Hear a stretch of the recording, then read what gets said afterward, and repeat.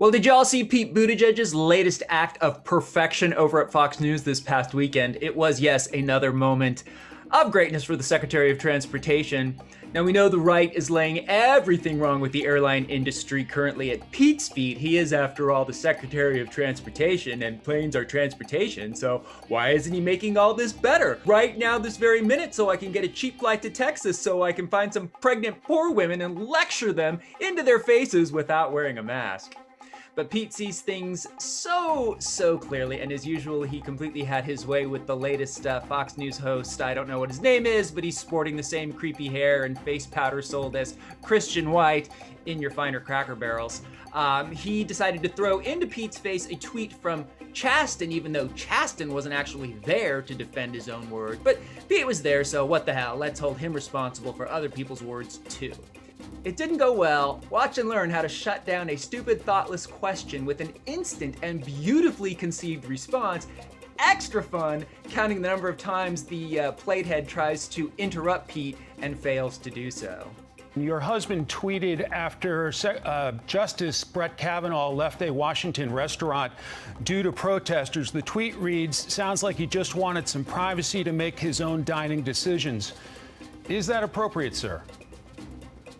Look, when public officials go into public life, we should expect two things. One, you should always be free from violence, harassment, and intimidation. And two, you're never going to be free from criticism or peaceful protest, people exercising their First Amendment rights. Okay. And that's what happened in this case. Remember, the justice never even came into contact with these protesters, reportedly didn't see or hear them.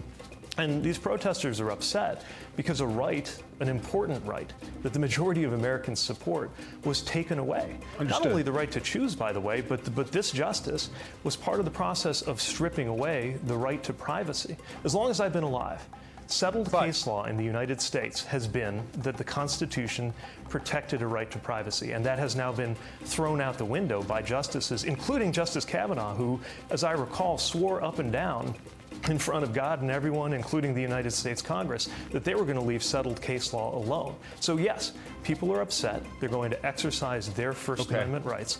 And as long as that's peaceful, that's protected. Compare that, for example, to the reality that as a country, right now, we're reckoning with the fact that a mob summoned by the former president All right, well, let me follow up, Mr. violently Secretary. attacked the United States Capitol for the purpose of overthrowing the election and very nearly succeeded in preventing the peaceful transfer of power. But I think common sense can tell the difference.